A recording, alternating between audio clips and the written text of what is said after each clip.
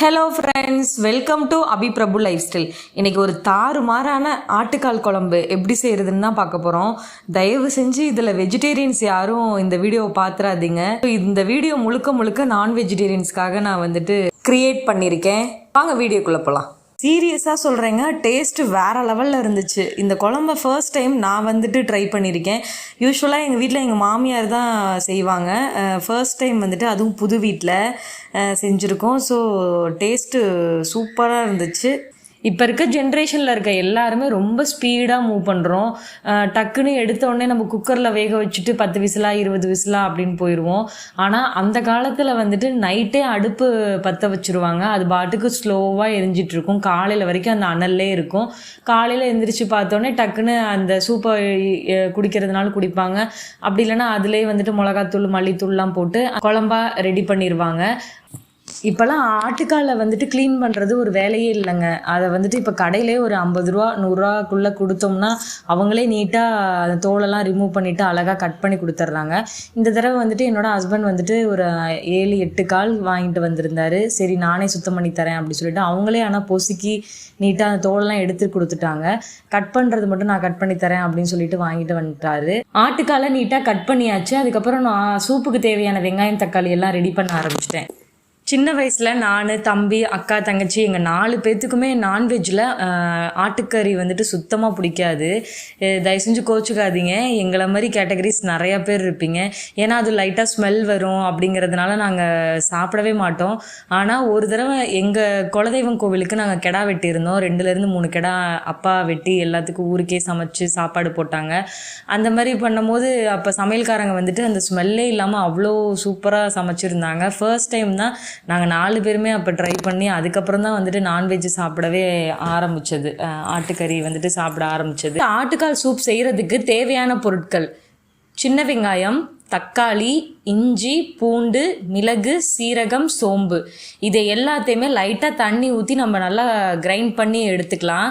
இதோட மஞ்சத்தூள் கொஞ்சம், தேவையான அளவு உப்பு, கொத்தமல்லி, புதினா, கருவேப்பிலை, இது எல்லாத்தையுமே நம்ம எடுத்து வச்சுக்கலாம். சின்ன சின்னதாக நறுக்குன ஆட்டுக்காலை ஒரு பாத்திரத்தில் சேர்த்துக்கலாம். இதில் கொஞ்சமாக மஞ்சத்தூள், அதுக்கப்புறம் சுடுதண்ணியை ஊற்றி ஒரு 10 நிமிஷம் அந்த சுடுதண்ணிலே ஊற போடணும். அதுக்கப்புறம் நம்ம லைட்டாக மேலே இருக்க ஸ்கின்னு, பிளாக் ஸ்கின்னை லைட்டாக நம்ம சீவி விட்டுட்டு அதுக்கப்புறம் நல்லா வாஷ் பண்ணிவிட்டு நம்ம தனியாக எடுத்துக்கலாம்.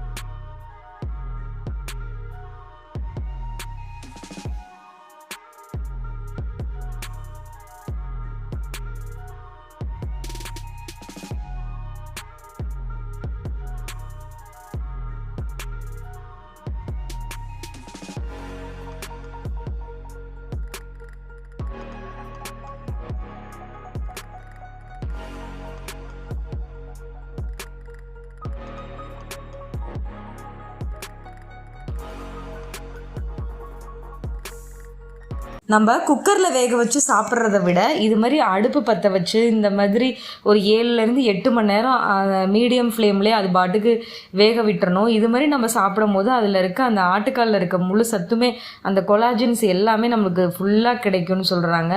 அதனால் சரி ஃபர்ஸ்ட் டைம் நம்ம ட்ரை பண்ணி பார்க்கலாம் அப்படின்னு சொல்லிட்டு நீட்டாக அடுப்புலாம் பற்ற வச்சு எல்லாமே ரெடி பண்ணியாச்சு. என்கிட்ட பித்தளையில் பிரியாணி செய்கிற பாத்திரம் ஒன்று இருந்துச்சு. ஸோ அதிலே நம்ம ரெடி பண்ணிக்கலாம் அப்படின்னு சொல்லிட்டு நல்லா வாஷ் பண்ண ஆட்டுக்காலெல்லாம் அதில் சேர்த்தாச்சு. அதுக்கப்புறம் நல்லா கிரைண்ட் பண்ணி வச்சுருக்க அந்த இஞ்சி, பூண்டு, வெங்காயம், தக்காளி அந்த பேஸ்ட்டையும் சேர்த்துக்கிட்டு கொத்தமல்லி, புதினா எல்லாத்தையுமே சேர்த்து நல்லா தாராளமாக நிறைய தண்ணி ஊற்றி மூடி போட்டு அடுப்பில் தூக்கி வச்சாச்சு.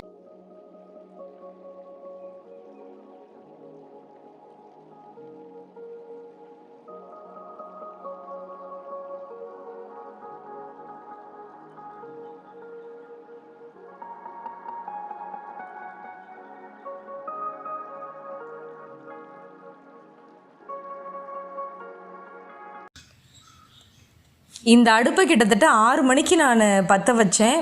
நைட்டு 11 மணி வரைக்குமே நல்லா மீடியம் ஃப்ளேம்லேயே நல்லா வெந்துட்டு இருந்துச்சு. அதுக்கப்புறம் 11 மணிக்கு நம்ம அன்டைமில் வெளியில் நான்வெஜ் வைக்க முடியாது இல்லையா, அதனால் வேறொரு மண் பாத்திரத்தில் மாற்றி நான் கிச்சனில் வச்சுட்டேன். நெக்ஸ்ட் டே மார்னிங் இந்த சூப்பை லைட்டாக ஹீட் பண்ணி எனக்கு, என்னோடய குழந்தைங்களுக்கு எல்லாத்துக்குமே ஒவ்வொரு கப்பு நான் ஊற்றி வச்சுட்டேன். மீதி இருக்கிறத தான் லைட்டாக திரும்ப கொதிக்க வச்சு அதில் மசாலா ஐட்டம்ஸ்லாம் போட ஆரம்பித்தேன். உண்மையாகவே சூப்பு இது மாதிரி ஒரு சூப்பை நான் என்றைக்குமே நான் டேஸ்ட் பண்ணதில்லை. அப்படி ஒரு டேஸ்ட் இருந்துச்சு. மேபி இது வந்துட்டு அடுப்பில் நம்ம ஸ்லோவாக வேக வச்சதுனால என்னன்னு எனக்கு தெரியல. ஆனால் டேஸ்ட்டு வேறு லெவலில் இருந்துச்சு சூப்பு பொறுத்த வரைக்கும் நம்ம எம்டி ஸ்டொமக்கில் குடிக்கிறது ரொம்பவே நல்லதுன்னு சொல்லுவாங்க. அதுவும் ஆட்டுக்கால் சூப்பு வந்துட்டு நம்ம வயிற்று புண்ணெல்லாம் நல்லாவே ஆற்றும். அதனால் நான் ஏர்லி மார்னிங் என்னோடய குழந்தைங்களுக்கு எனக்கு எல்லாத்துக்குமே ஏர்லி மார்னிங் எம்டி ஸ்டொமக்லேயே ஆளுக்கு ஒவ்வொரு கப்பை வந்துட்டு குடிக்க வச்சுட்டேன். ஆல்ரெடி நம்ம ஆட்டுக்கால் சூப்பில் எல்லா மசாலா ஐட்டம்ஸுமே நம்ம சேர்த்து வச்சு ஃபைனலாக இதில் தேவையான சூப்பை வந்து எடுத்துகிட்டு மீதி இருக்க சூப்பு அந்த ஆட்டுக்காலில் வந்துட்டு வெறும் மிளகாத்தூள் மல்லித்தூள் மட்டும்தாங்க போடணும், வேறு எதுவுமே போடக்கூடாது. அதுவும் 2:1 ரேஷியோவில் தான் நான் போடுவேன். இதில் வந்துட்டு மிளகாத்தூள் 3 ஸ்பூன் போட்டிருந்தேன், 2 ஸ்பூன் வந்துட்டு மல்லித்தூள். இதை நல்லா கலந்துட்டு இதோட ஒரு மூடி தேங்காய் மட்டும் நான் சேர்த்துருந்தேன். ஏன்னா தேங்காய் கொஞ்சம் கம்மியாக சேர்த்துக்கிட்டோம்னாவே குழம்பு டேஸ்ட்டாக தான் இருக்கும்.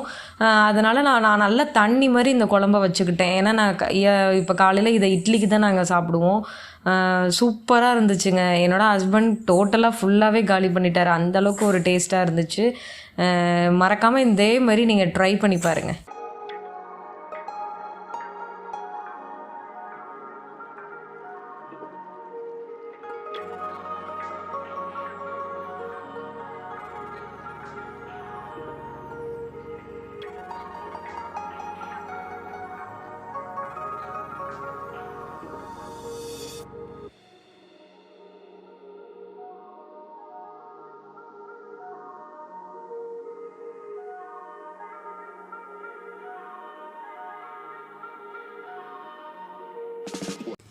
குழம்பு ரெடியானதுக்கப்புறம் நம்ம இதில் பிரியாணிக்கு போடுற மசாலா ஐட்டம்ஸ் இருக்கும்ல, பட்டை, கிராம்பு, ஏலக்காய், ஸ்டாரு, சோம்பு, இந்த மாதிரி ஐட்டம்ஸ் எல்லாம் நம்ம எண்ணெயில் தாளித்து நம்ம குழம்புல ஊற்ற வேண்டியதுதான்.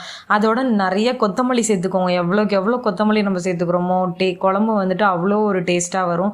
ஸோ கொத்தமல்லி தலை இருந்துச்சுன்னா இன்னமும் கூட நிறையா கொத்தமல்லி சேர்த்து சர்வ் பண்ண வேண்டியதுதான். அட்டகாசமாக இருந்துச்சுங்க. மறக்காமல் இதே மாதிரி நீங்கள் ட்ரை பண்ணிங்க. ஆனால் இதை வந்துட்டு நீங்கள் குக்கரில் வேக வைக்கிறத விட முடிஞ்ச அளவுக்கு வந்துட்டு அடுப்பில் வேக வச்சு ட்ரை பண்ணி பாருங்கள்.